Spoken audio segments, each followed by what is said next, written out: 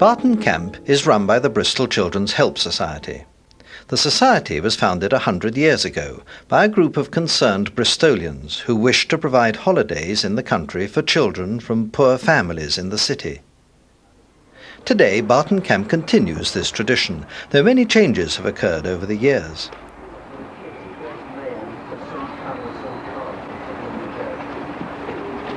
Well, it was good, but we didn't think it was going to be like that. We thought that we were going to stay in little huts together, brothers and sisters together on a big field. We didn't know that it was going to be in bedrooms together with girls and separately with the boys. That was all right, but I couldn't get to sleep, nor could a friend who came with us. We couldn't hardly get to sleep. It was our first time. So we have been a bit excited, yeah, nervous. I can remember my mother taking me up to Castle Green, as it was called then. We were taken into this room, and I remember being fitted out with the clothes, which was, as far as I can remember, I think the boots were almost like boys' boots. The cape was red inside and navy blue outside, and we had a sort of school hat that came down with the two buttons at the side. And I remember all the children forming in twos, marching to Tempermead Station.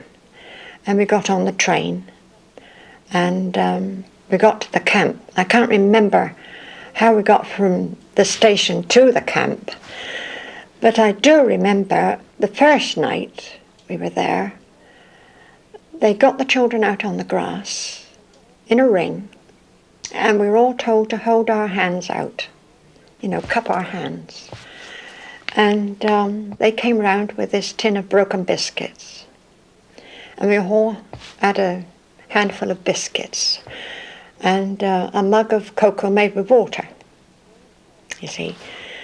Well, anyhow, we had that, and then they had prayers, and then they started singing the hymn, "Now the Day is Over." And I burst into tears. I woke up a bit early. I woke up in the middle of the night, see. And I stayed awake all night, nearly. And in the morning we got dressed, we were shown around, we had breakfast, and we had a shower before we went out. We tidy up our rooms, vacuum up the floor, polish everything, make sure it's nice and shiny and smells nice. Then teachers come in and give us points out of 10. And at the end of the week, the person with the upstairs or downstairs with the most points get some sweets or something like that. Well, it was a long room, and it had hammocks both sides. And then at night they used to let you have a read. We used to have some comics, I know, because I never had many comics. And they used to come along and see if you was all tucked in bed. And then if you were found talking, they'd hike you out the hammock, wrap you in a blanket, and you had to stay on the floor all night. Oh dear. I was frightened the first couple of nights away. When I was 11, I went and down there. Of course, my mother, she had to go to work, and I remember one time she left me a penny oxo, and she said to me, "That'll have to be your dinner today, Gladdy. That's all I've got." And of course, I think it was because I hadn't had enough food that I was home from school.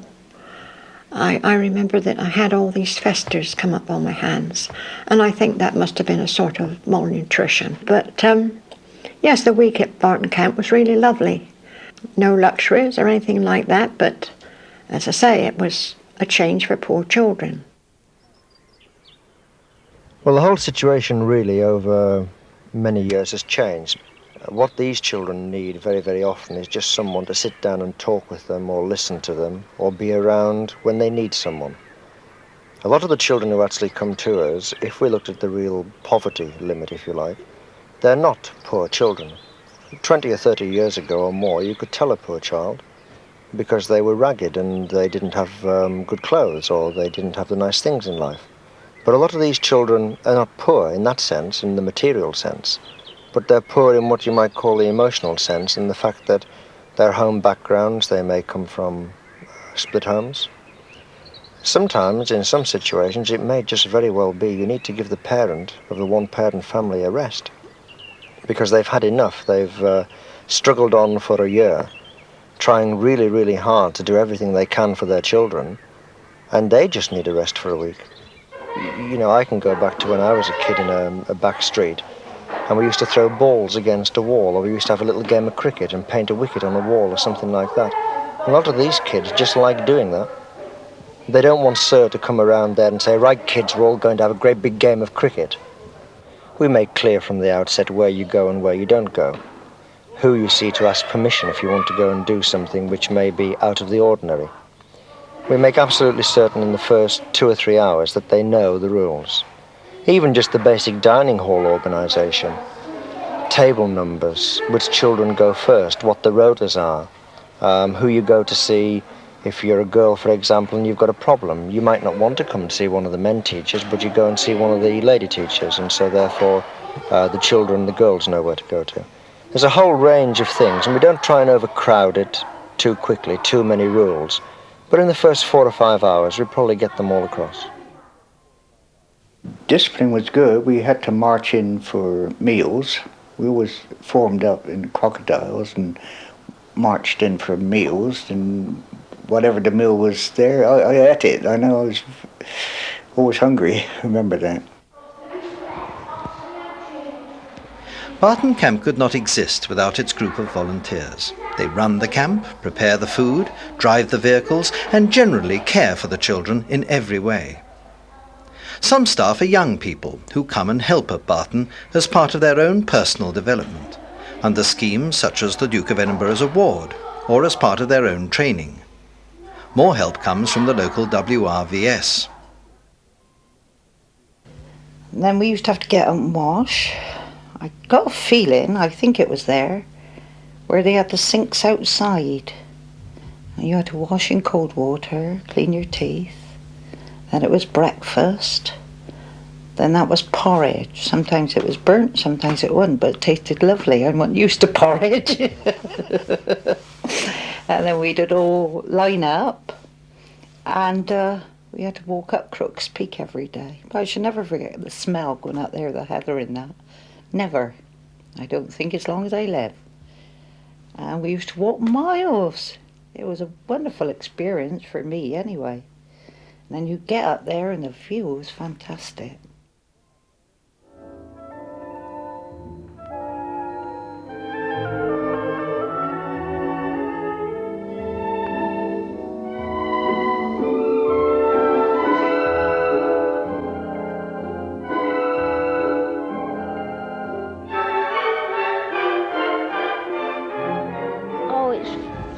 It was great. You could see all the land from miles, all cities, everything.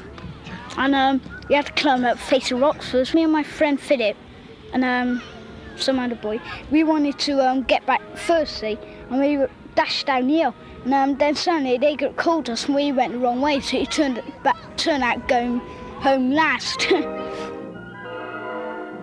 I've seen a badger's hole. We tried to look in the badger's hole, but we couldn't see no badger.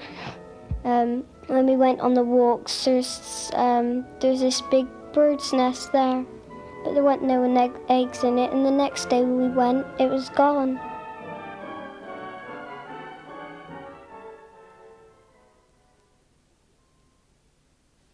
My parents were blind, you see.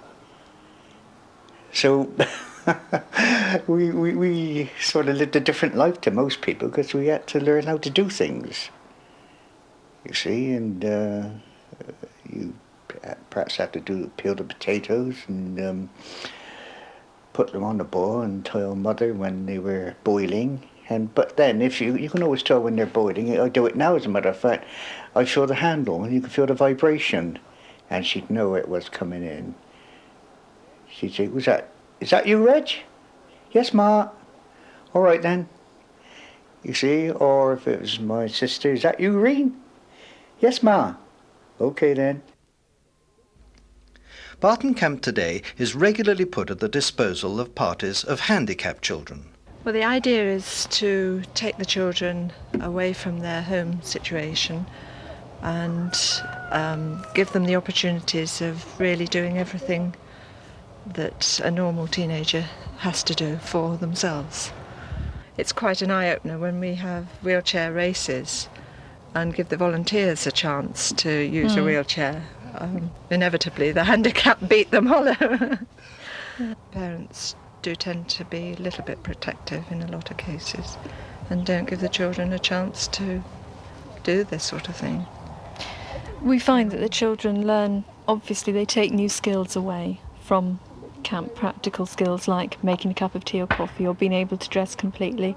But I think one of the biggest things they take away is that sense of confidence, and I can do things and I can do them, you know, without having to have mum or dad there. And the social side of things is very important. You know, just the mixing together and mixing with able-bodied youngsters who we bring as volunteers is crucial, I think, to the week, isn't it?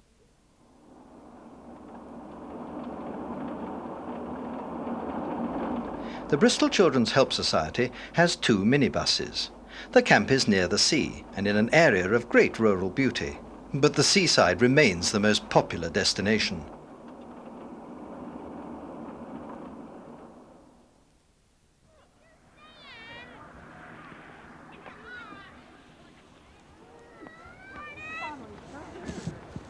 Let's try different things, man.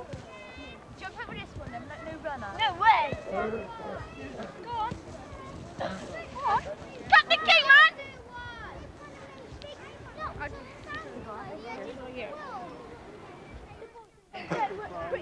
Wait! Cut the key, Bob!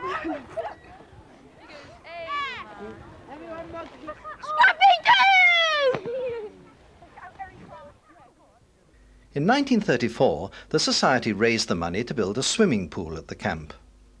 It was an oval-shaped pool, and you could stand up waist high then. Yeah, I think I remember one diving board there.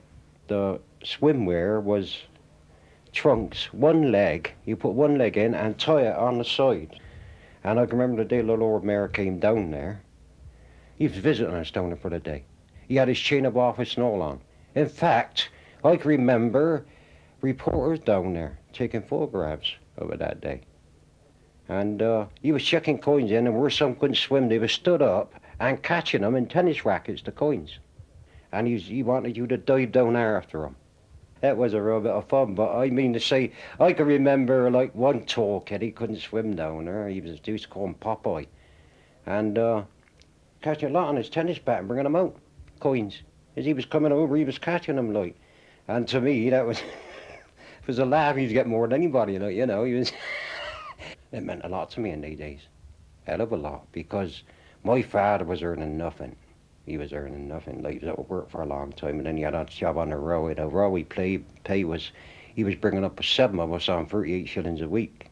And to me, well, it was a good holiday to me. It's because we knew no difference. Like, we all had a good time that went down there. I happened to be one of the 4 that was picked out at that time to go. There's only 4 of each class, see, and I happened to be one of them. But I thought it was great. I mean, we never had a lot in those days, but to me it was a great holiday. In 1977, the camp was rebuilt entirely to a new imaginative design, and the swimming pool was rebuilt and fitted with a modern filter plant.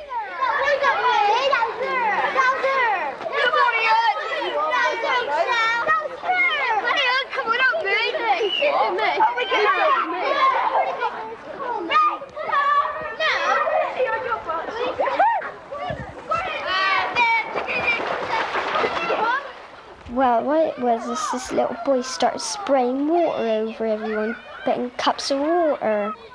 And then all the teachers started joining, and then we had a big water fight going on.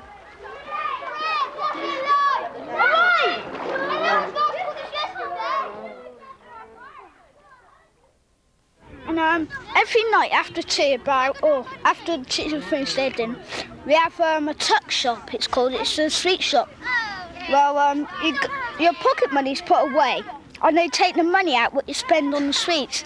The bigger children are allowed to spend 30, the younger ones are allowed to spend 20. I like that because everybody keeps on getting them and having midnight feasts. That's why I'm so tired at the moment. Doing a stitching, how many stitches can she do? 1, 2, 3, 4. Last place this time! Oh, well done.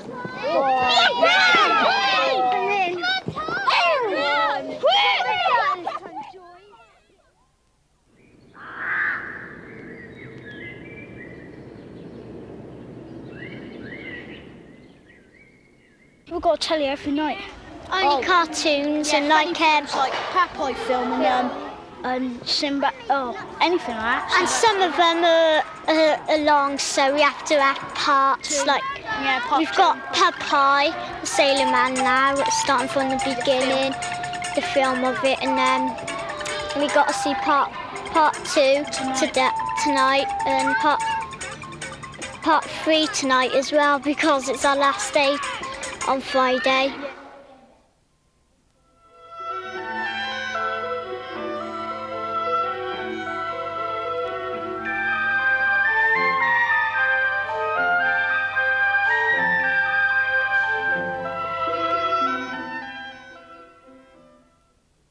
I didn't want to leave.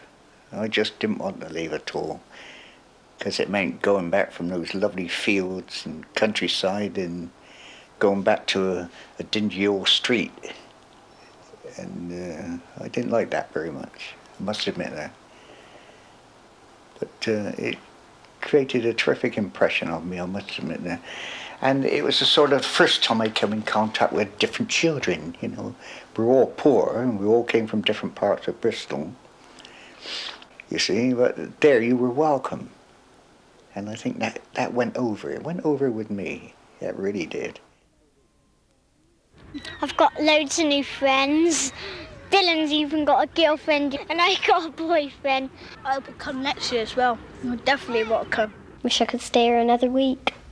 Well, it's all right here. I won't mind stay around about 3 or 4 more days. I miss my mother's cooking. It sounds like blowing our own trumpets, but I've not known of a kid who's gone away from here yet in any weeks that we've done, who said, I don't want to go back to Barton. Every kiddo I've ever had down here, or who's been down here in one of our society weeks, has said, what a smashing place, can we come again next year? Now, whether that is due to the people, or the people and the place and the atmosphere and everything combined, I don't know. But it's probably a mixture of everything, I would think.